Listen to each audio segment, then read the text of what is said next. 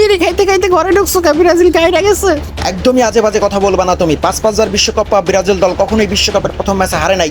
92 বছর ধরে গড়ে তোলা রেকর্ড আজও তারা অক্ষুণ্ণ রাখছে।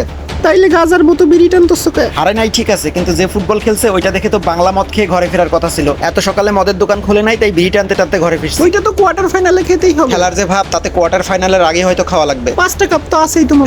তোর 5টা কাপের গোষ্ঠী মারি। শোন শেফালি, তুই আমার বাপদাদার ইতিহাস নিয়ে আর কোনদিন খুসাখুসি করবি না, কয়ে দিলাম। তোমাদের ওই বাপদাদার ইতিহাস ছাড়া আছেটা কি? তুই আমার ঘরের বউ হয়ে আর্জেন্টিনাকে সমর্থন করিস, আমার সামনে আর্জেন্টিনার জার্সি পরে তুই নাগিন ডান্স দিস, আমার বেডরুমের চারপাশে তুই মেসি আর 22 সালের বিশ্বকাপের ছবি টাঙিয়ে রাখিস। বউ তুই আমার, আর ফ্রি কিকে গোল দেয় মেসি, এটা কি আমার সহ্য হয় ক? দেখো, ব্রাজিলের খেলা দেখে তোমার মাথা গরম হয়ে গেছে। ফ্রিজ থেকে এক গ্লাস 7 আপ খেয়ে মাথাটা ঠান্ডা করো। এই দিল তো আমার ঘরের বউ হইয়া আমার কাটা খেয়ে লবণ মরিচ ডইলা দিল। থাকবো না এই বাড়িতে যতদিন পর্যন্ত এই বাড়িতে 7 আপ ব্যান্ড না হয়।